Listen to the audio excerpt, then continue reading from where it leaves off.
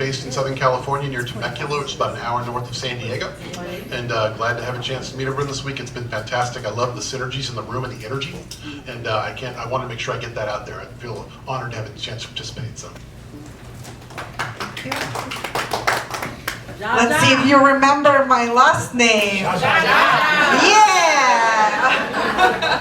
Okay.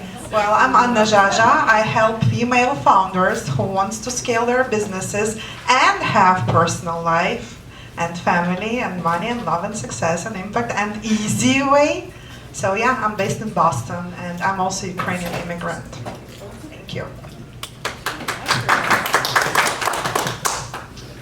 My name is Anna, and I speak, I write, I dance, and I like to laugh a lot.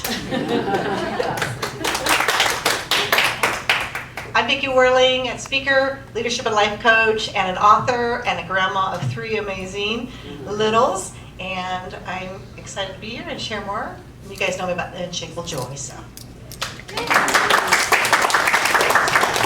Thank you for the introduction. Hopefully those who might have not seen them or met them yet, now they know who they are. We're going to start with a simple question, which sometimes is not as simple, but we're going to try to make it. So let's quickly go around and in one word or phrase, what does leading from within actually feels like in your life right now? Thank you. Can you hear me okay? Okay. Being in Chicago, whenever I come here, a lot of times I think about a film from my era, maybe before some of your time, Ferris Bueller's Day Off, set in Chicago. Exactly. John Hughes is from the north side of Chicago. Most of his films based here, as you probably know, Home Alone, 16 Candles, etc. But ultimately, there's a line in the picture where Matthew Broderick says, life moves pretty fast. And if you don't stop and look around once in a while, you might miss it.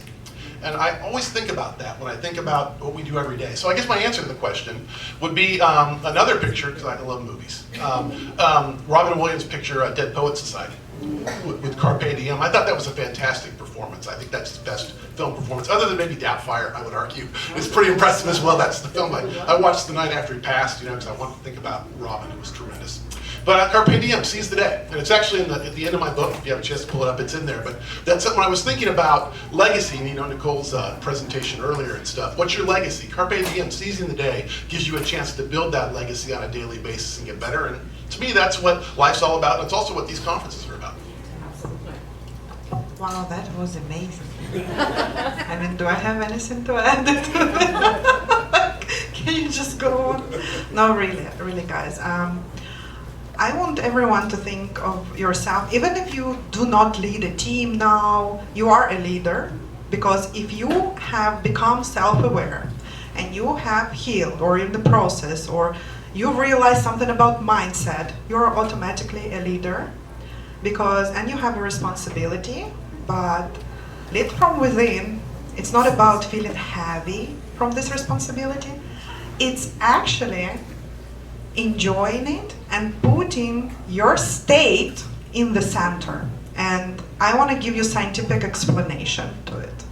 So when the leader is centered, regulated, healed, self-aware, it doesn't mean that you got it all together or you don't suffer, but you are self-aware enough to know where to step down, how to regulate yourself, then you automatically change the environment around you. Did you know that, who knows what 8 feet looks like? I'm in meters. Who can show me from 8 feet from me how much it's gonna be, like 8 feet? Till the projector, so come closer because I'm regulated. So my heart has electromagnetic field spreading 8 feet, regulating everyone around me to the 8 feet. So come close. I'm gonna give you a hug if you want. So you are all as a leader, and for me is leading from within, is regulating myself, living in joy, and thus I'm actually leading people, and I don't even have to say a word. Okay, so that's what I have to say. Both of you guys have very amazing answers. No, I've got nothing to say, no. For me, I think it's about intentional living. I think that I try to speak with intention. I try to move with intention.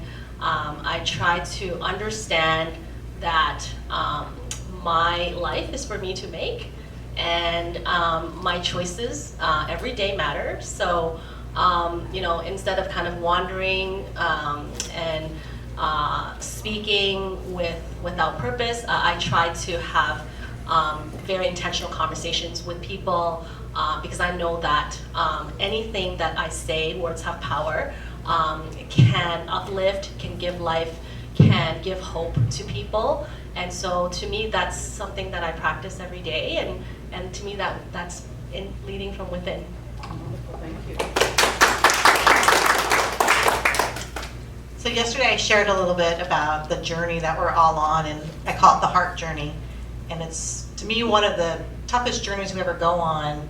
And it's not a very long journey, but it's the journey from our heads to our heart. And for me, it's a daily journey, as you mentioned, a daily journey of being intentional and choosing love first. And that starts with loving me from the inside out. Because when I choose that first, then that's what I show up with.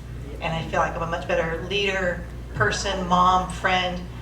And that's where, how it's shown up in my life now is that continual practice of leading first from my heart, trusting myself, and then stepping out with courage, with confidence and compassion.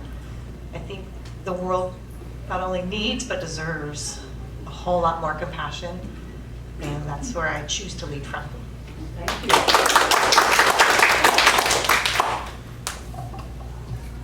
Would anyone from the audience would like to say or have a thought about how do you lead from within? Anyone would like to share? Go ahead. Curiosity over criticism. Perfect. Very, very good. Anyone else? Evidence over ego. Perfect. Very good. That's exactly what I was going to say. Awesome. Well, I think all of these are very, very important, and I don't know there is a right or wrong answer. I think it is where we are in our lives, in our journeys, but it's also how do we experience the world right now and situations we are in. So talking about situations, we clearly know that world unfortunately is not very peaceful, and there are individuals and countries that a lot of individuals who are suffering right now through the war.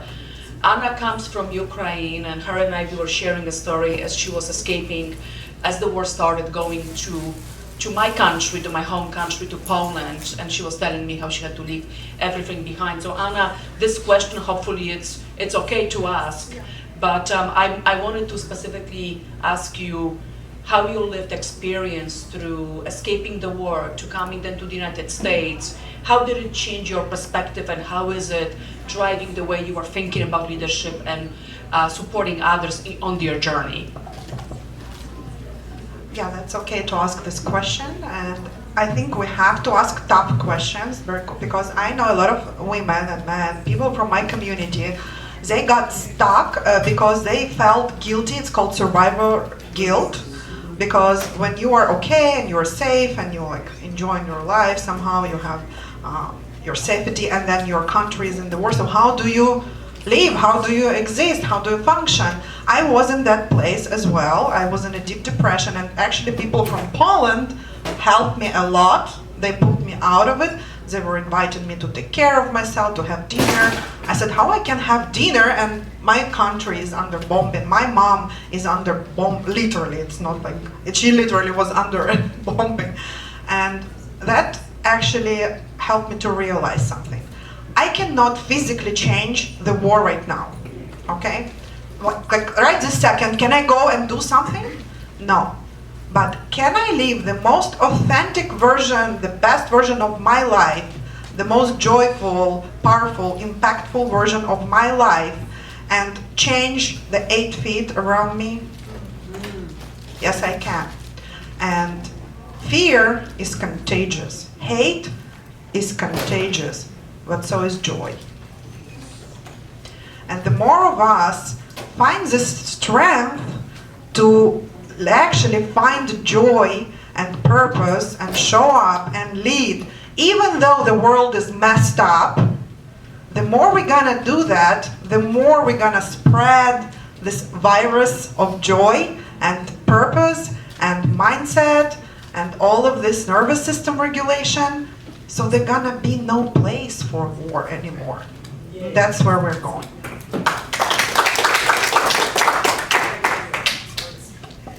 First of all, thank you so much for sharing this. But it's deeply touching hearing how you are saying about it, and I do agree that I think it starts with us. It starts with us thinking about how do we regulate ourselves, what do we do, knowing that there is not much we can do, but we also own to those people who are not able, who are in a situation that they cannot come out from, to live our lives while remembering that where they are. So I truly appreciate it. For anyone, I know we had some other speakers who were from Lebanese descent. We are clearly, there is a Middle East right now is under a difficult situation as well. So there is definitely a lot of places where there is a lot of suffering.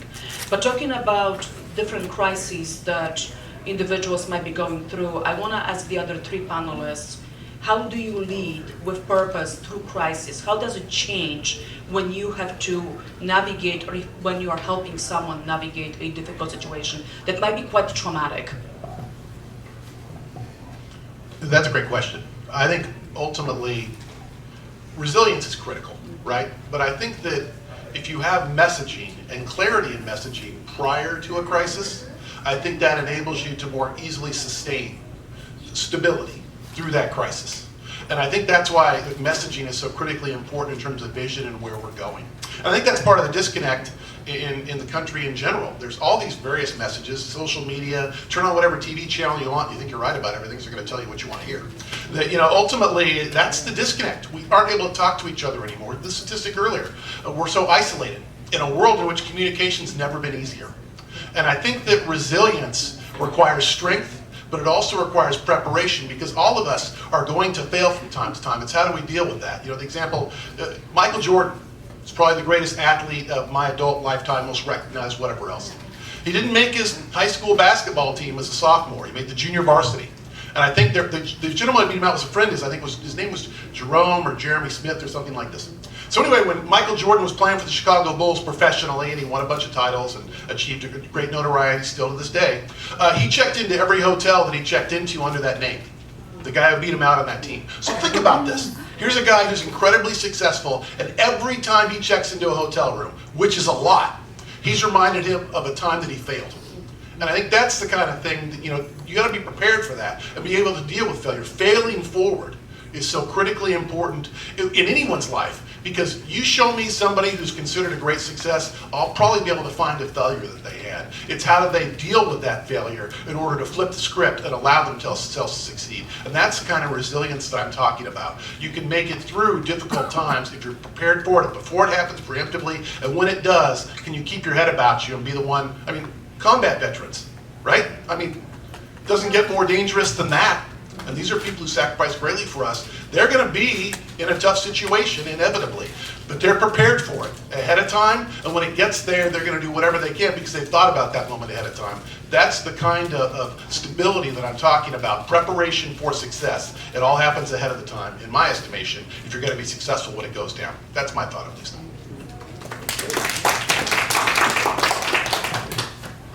I think for me, it's like compassion. Compassion that doesn't exist, like beyond existence. I think kindness, really understanding that when you show up for people, it really makes a huge difference in times of crisis. So show up for your neighbor, show up for your friend, show up for your family, show up for your kids. Being able to identify that, they are going through struggles that we don't understand, we don't know their internal state, and all you can do is provide that shoulder, that support, that kind word, and that can change and save lives. So the first thing that popped into my head was March 21st, 2020. And it was a leadership meeting, leadership call. Sales had dropped by 80% almost overnight. I was in a leadership role. None of us knew what we were headed into.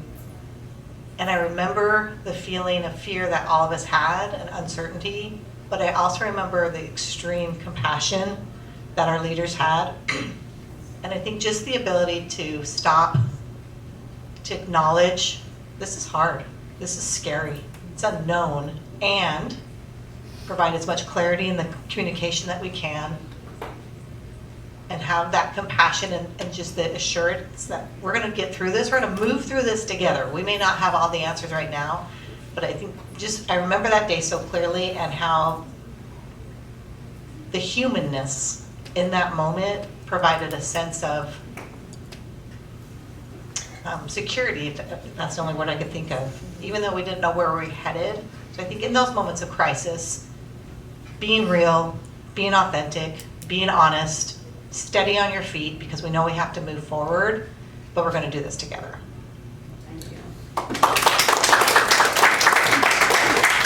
So continuing with that theme of helping others, pretty much most of you have quite a following. So if any of you have not seen them either on Instagram or on LinkedIn, I would highly suggest that you look up their videos. I saw Anna's newest video in the hotel room that she was recording. It was wonderful. It was some thoughts from the day.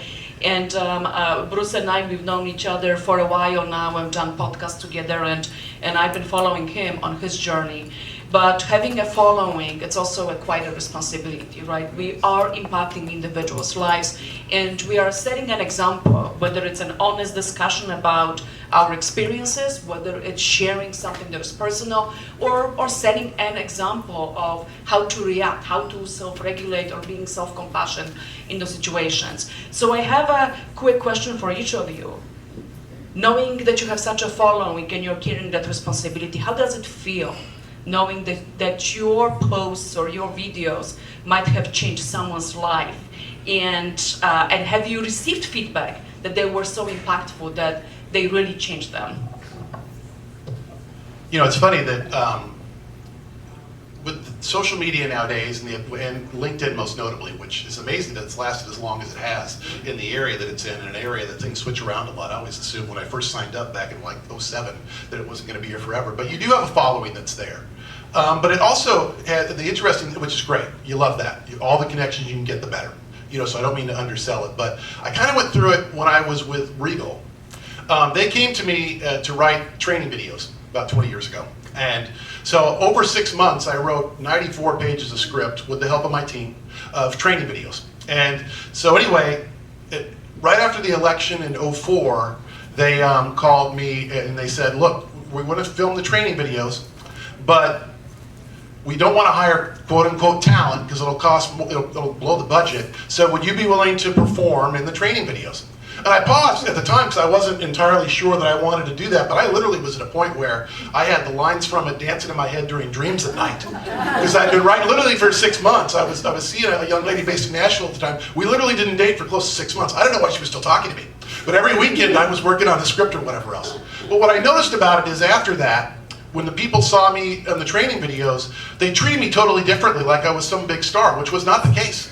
So I can remember I got on a rental car shuttle in Miami, and the guy who's up front in the driving it recognized me. He doesn't say anything at first, but he starts turning around. He's looking at me like he's getting all bajiggity, and I'm like, what is going on with the driver of the van? And so we get out to get the luggage out, and he says, you're the guy. And I said, okay, no. He said, I used to work for Regal, you're the guy in the videos. And I happened to have a copy of a DVD at this time of the videos with me, and I said, well, I have a copy of the videos. Would you be willing to autograph that for me? And I'm like, sure, no problem. You know, I wouldn't try and sell it. You're not going to make any money, but sure, knock yourself out. Here you go. There's the autograph. Nice to meet you, whatever else. My point is that it changes the way people perceive you. And you know this, I'm sure, Geagea, in your world, right? That social media completely has changed things where there's so much information, it's like drinking from a fire hose. And it's amazing what we'll pay attention to nowadays that we wouldn't have previously. And it's all about our perception of what is stardom or what is interesting to us. And I don't know what lies ahead, but I'm, obviously cautiously optimistic, but every day I pull up, every morning I pull up my Twitter/X feed and wonder what in the world's happened now. I'm on the West Coast, so the world starts rotating a little earlier on the East Coast. Because it's definitely changed the way that we deal with things. But there's also some responsibility with it. I think it was Peyton Manning, the former Tennessee Vol and Colts and Broncos quarterback, who said, you spend an entire life building a reputation, but you can lose it all in 5 minutes. So it's something you need to be thinking about when you're out there. And the bigger they get, the harder they fall. It's true to that. Yeah, I want to share my perspective because when I was building my personal brand, I didn't know that I was building my personal brand. I was just doing like a train with no brakes. I came here, it's my third immigration. I'm regulated. I know how to handle the immigration, how to navigate, the difficulties in the US system and all of that. And I said, oh gosh, it must be so hard for people, stressful war, and they don't speak English, so let me just share. I had zero idea that, I will have any kind of anything from there, so I was just sharing, and that's how it all happened. And yeah, like following grew, TikTok, Instagram, and I was, any state, like there are some Ukrainians who know me, oh Anna, let's take a picture. I never treated as anything, like I never felt that I'm in any way, above or anything. And when it comes to personal brand, I think everyone in this room must think about having a personal brand because your messages are important, really important. And personal brand, being seen, feeling safe to be seen, it's important. And the responsibility is there, but the responsibility is to actually be yourself, be true to your values, and that's where the heart-led leadership comes in. Because when it's ego-driven, who's had the nervous system? Yeah. And so when it's ego-driven, it's all about you, right? So you're like, how do I show up? Even your fear to record the reel, it's ego-driven. I'm sorry to break this to you, but it's like, how do I look? How is my left side or right side? Or am I, it's it's ego-driven. How is my message gonna land? What can I do so my message reaches more people? Let me study the hooks and stuff like that. I can help out anyone with it. If you want, I can help you guys with that. So now, when I realized, I have my mic is not. So I realized that I have all this following. So you know what? This version of me that was saying, oh no, I'm not famous, I don't care. That was ego, because it's bigger than me. If I was given this following, it means that God gave me the voice and God gave me the means, and it's up to me to step up now and share my message and be seen. Yeah? You know what I mean? Yeah. So everyone who is not yet, building the personal brand, it's no longer about you, no longer about your ego and fear. So it's bigger than you, and you have to step up.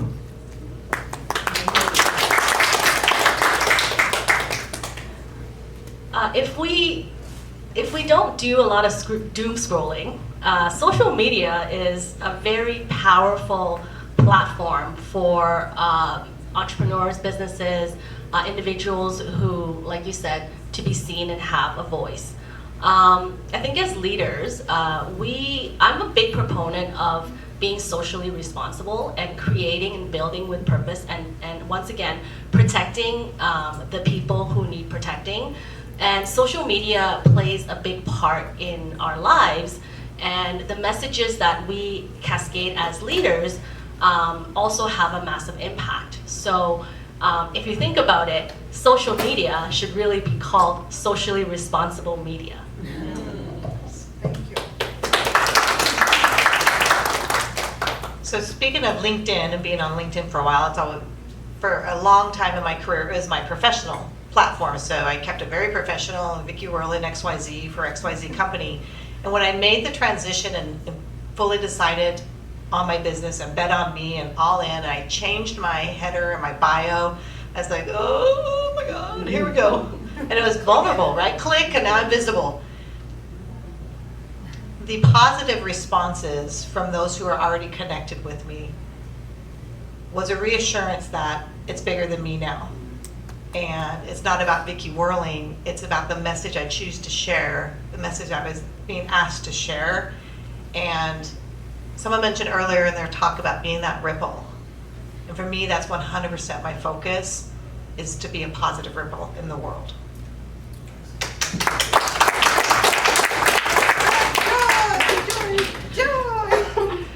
don't wanna say just comment. I think I 100% agree that we get our voice and we have a message and people follow us. It's a responsibility in itself, but it's also a responsibility to continue sharing that message, because you do not know who might hear it or see it and how it's gonna impact their lives. And for me was I am a part-time professor at the University of Maine, and often I have students who come from places where their parents cannot even read, and they still live in shacks, literally shacks. They have nothing, and then for whatever reason they make it into college. And I remember one student came to me and said that he took what I said, which was 2 years prior, and he was applying for PhD program. And that is that impact that you never know what you're gonna say that is gonna resonate with someone. And I think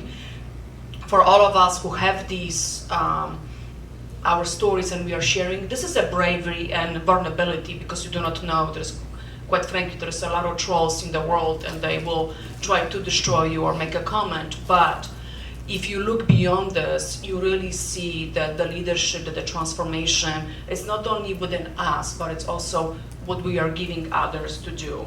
So talking about that, thinking about transformation, we always hear that transformation is this big shift. It's like today you look this and tomorrow you become someone different. But in reality, that is not. So can maybe all of you speak a little bit what it meant for you to do the transformation, and what steps were there, and were they visible, or how long does it take, or maybe it's still lasting that you are doing that? Because I think for all of us, it's important to hear that very often it's not that mountain that moves immediately. Yeah, for me, I spent a lot of time researching what is leadership about. Been to a million conferences and all that, and everybody's got a different perspective. Some are better than others. I saw the rock stars, the Bob Pikes of the world, and the people at all the different conferences you go to, ATD or SHRM or whatever, and I was a fanboy of them coming up, right? But at the end of the day, it seemed like, I mentioned this earlier this morning, just be perfect at what you do and you're a good leader. Well, that's not the way life works. And ultimately, we're all going to make mistakes. So for me, I wanted to find out, I tried to make a system in terms of the book that runs linearly and really suggests these are the things you need to focus on the most. Because I felt like we need instruction there. The reality is, some folks are just in the right place at the right time who succeed. Other folks are obviously stronger and have the will to get there. And particularly professional athletes, a lot of the ones who are the greatest, you don't understand how hard they have to work to get there. But I think that for me, transformational is what it was all about. When I was teaching the university class, we took a break in 2010 and 2011, and I didn't know this, I found out later. They had brought in evaluators. I think Bain Capital was one. There were others who were evaluating the organization. They were going to see whether or not the learning function in the university class we were teaching with managers was valuable. And they came back after the evaluation and they said, well, the one thing we know you're doing for sure that's good is the university class, because that's growing people and your people are responding well to that. The data shows that. But this just goes to show you, during downtimes economically, corporations don't necessarily make rational decisions. And so it requires leaders who are going to be, and often they'll make decisions that are actually to their detriment. That requires leaders who have courage and also can trust their instincts, because folks, I got news for you. Life's about more than spreadsheets and deadlines. It's about connecting with people. And unfortunately, on the corporate side of the fence, they don't recognize that a lot. And they're going to be reacting to whatever the most recent profit and loss statement says or quarterly report. And that's what you got to be able to make it. That's what resilience is all about. How are you prepared to be? Because you're not as bad as you are on your worst day or as good as you are on your best day. It's where do you keep it on a daily basis. That's what transformational leadership is. It's about having the clarity and having the wherewithal to make it through those difficult times. And that's, to me, I was living in my territory on 9/11 was part of California. I was living in Las Vegas, and it was Chicago, Illinois. And I was going back and forth. And I could remember sky marshals on all the planes, and I didn't sleep on a plane for probably a year, because I was sure that if they came after us again, it was going to either be Vegas, which they'd already been in, or it was going to be Chicago, which had tall buildings. And so, I remember, thinking about how lonely that was, and not being able to see people, and transformation requires you to be strong in those periods. And that's what wherewithal and success is all about. Can you make it through the tough times so you can enjoy good times, in my estimation. That's beautiful. I want to share something with you guys. I hope you take it home with you and it's going to stay with you for a while, even if now you might not really fully comprehend it, but transformation never ends. Okay? Never. Ever. Ever, ever, ever. Like ever. Okay? Did you get it? Like ever. So what I mean by that, and it was a hard one for me because after I've done through the healing, I've transformed my mindset, it felt like, okay, now, now I get to. No, you don't get to. Because when you change, you always get some kind of new perspective, new horizon. You got project ideas, collaborations ideas, something now, right? Expanded. That's the moment of transformation, not the physical result. That's the transformation. When you realize, oh, that's possible, or oh, I can influence that, or I can change people's life, or I do this. That's the transformational moment, and then life will catch up, and it's gonna take some time, but the transformation has already happened, right in the second. That's the first, and second, every new level you're gonna go will require the new version of you. Every new level. So if you were in corporate, you transform into coaching, right? It's gonna require a new version of you.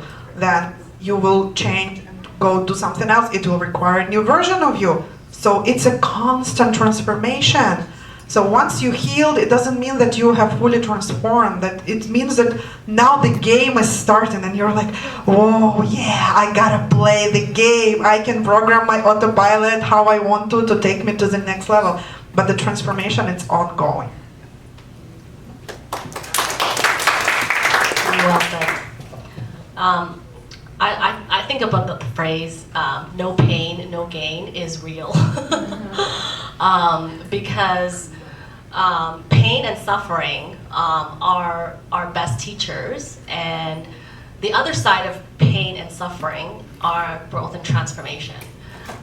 So every time we go through challenges in our lives, just know that it too will pass. And on the other side of that, you're going to experience a new identity, the new level, the new shift that you're meant to experience. And Jensen Huang from NVIDIA has also said that success is not about how smart you are. It's not about what you score on the IQ test. It really is about how much pain and suffering can you endure and long enough to build the resilience you need to so that you can get to the other side, which is growth, transformation, and success. I'm going to build on Anna as far as it's never done. It's an ongoing daily journey, and I mean, we're onions, right? I think we have layers and layers and layers of us, but this is a really weird comparison, but I also think of like those really yummy popsicle things that like you push up, the push pops. And at first, that first taste is like, oh my gosh, it's so good. And that's like the first time you break through or you have that first transformation. But the more you keep going, the better the flavor gets, and there's more down inside. And to me, that's that transformation journey. I mean, I am who today my 30-year-old talked to and hope to be one day, right? I am the future vision my 30-year-old saw. And so who is your future vision that you're connecting with? Connect with her. She's powerful. She's pulling you through. And that's where I'm at as well. I know my transformation is saying, let's go, girl. Now it's time to play bigger. And she's waiting for me. So just know that journey is never done. And just keep focused forward.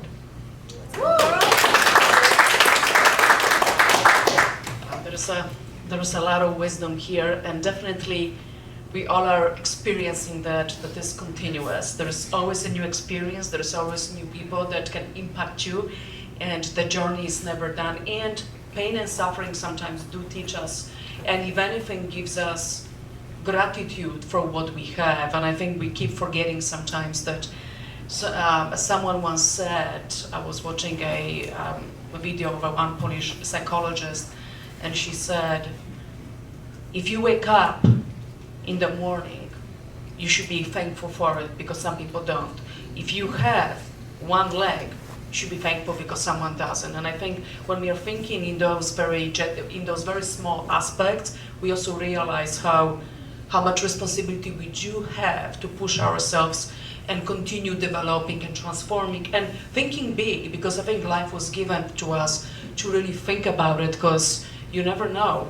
Someone is probably have heard in Denver, Colorado, someone was apparently walking on a runway and got hit. I don't know how that person went there, but it is probably a very unexpected that had happened and quite tragic for everyone that is involved in this. Before my last question, is there anyone from the audience that would like to ask of our panel? I was going to say something related to what you were talking about. I think it's important that we remember that. Hit the microphone. I think it's important that we remember that confidence follows action, not the other way around. Yes. You have to take action if you're going to get confident. Very important. Anyone has any comments or questions for our panelists?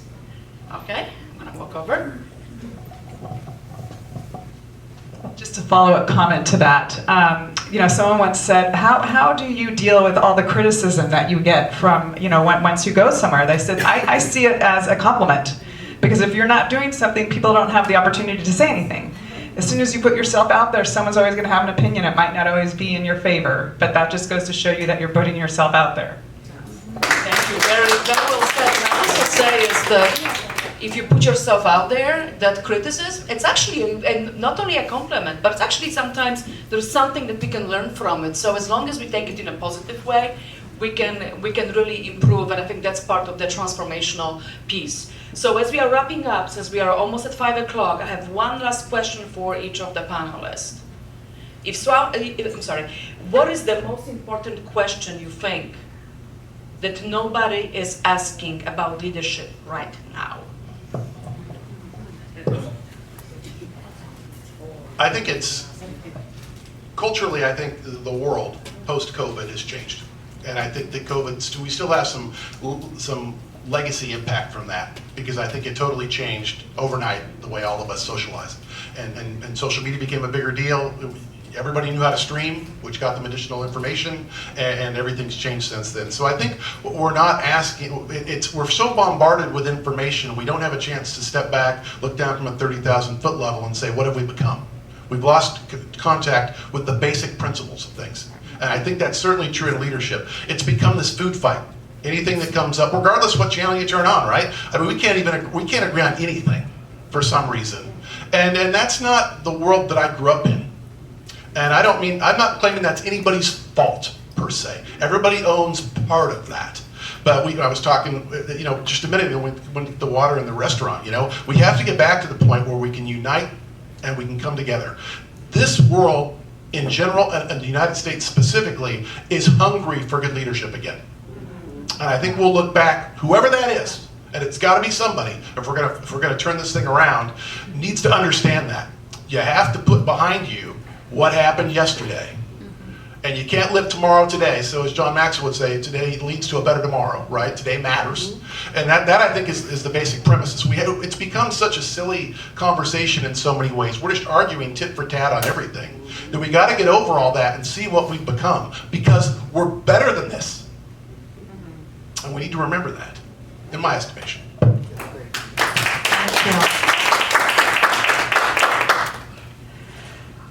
I think that, in my opinion, the important question for me now about leadership is that how do we empower more purpose-driven men and women to step up into their leadership roles? There are so many women. Who has here a 2-year-old or 1-year-old in this room? Hi, girl. So you see not so many hands, because women, they like to choose family, they have to take care. Also, purpose-driven people, they like to, stay in the shade, they let others lead because they are heart-led, they quiet helpers. So the question is, how do we, people who are in this room, and we spread the message, empower through our personal brand, through example, through vulnerability, more purpose-led, heart-led leaders to step up.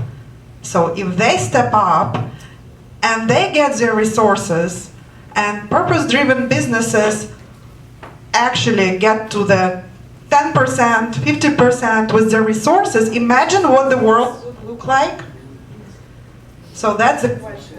What can I do today to empower the person, me as a leader, I see has a potential to step up, to actually step up.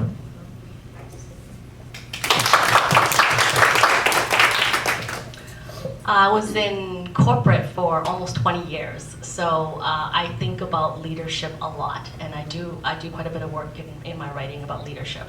The question that I think it's really important to ask yourself, and this is a little bit out of left, this is going to be very different the way I answer it, is ask yourself, would your employees put you on their social media? Would your employees want to put you on their social media? Because that is a very strong reflection of how well you're doing as a leader, if you think about it, right? Because the old school style of command and control leadership is gone. The new age style of leadership is all about servitude. It's all about servant leadership. Someone mentioned that earlier. It's about rolling up your sleeves and being able to also know how to do the work before you can lead. It's about sitting and having lunch with your team. And if they're willing to put you on their social media, then you're doing a good job. For me, one of the questions around leadership and what we should be asking today comes to accountability. And by that, I mean, what is my role in this? So rather than saying that, they, point, I want to bring those fingers back and say, what's my role today as a leader? And how do I step up? How do I show up in a space that then allows others, right, the opportunity and empower others? I mentioned it yesterday in my talk, what you focus on expands. So if we can shift the narrative to what we do want versus what we don't want and start putting our energy and our focus there, I think leadership shows up there.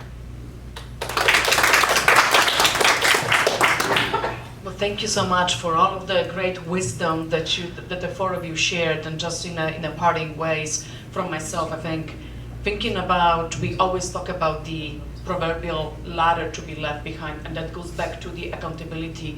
Anna and Amber, we were chatting yesterday in the bar right there, as having a couple drinks, and it is that is really responsibility for all of us not to just leave the ladder so one person can come in. It's to create a stairway so people can come in of different backgrounds, different genders, different races, different religions. We need that experience, A, because that dismantles every bias there is, but B, we need that perspective.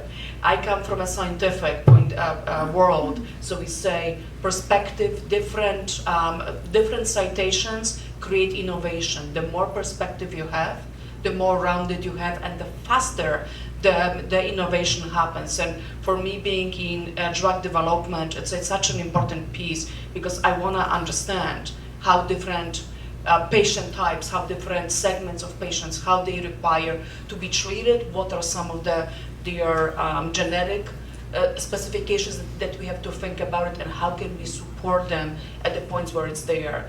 And as we are wrapping up this whole wonderful conference, I'm not sure whether there is more or not, but personally from me, listening to all of you speak and listening to this wonderful panel, I don't know that there is a conference that is that much more inspirational, bringing in that much into one room where you listen, and while there's a common theme across all of us, it is all about being authentic, it is living our experiences and supporting each other and giving the blueprint or the roadmap how to get to the next level. I think it is also bringing in from every and any perspective and showing that every journey of leadership and transformation is so different, but yet it's so impactful because we all are so unique in how we experience the world, and that's the most important part when it comes to transformation. So with that, I really thank you all for your participation, and thank you for the audience for thoughtful participation.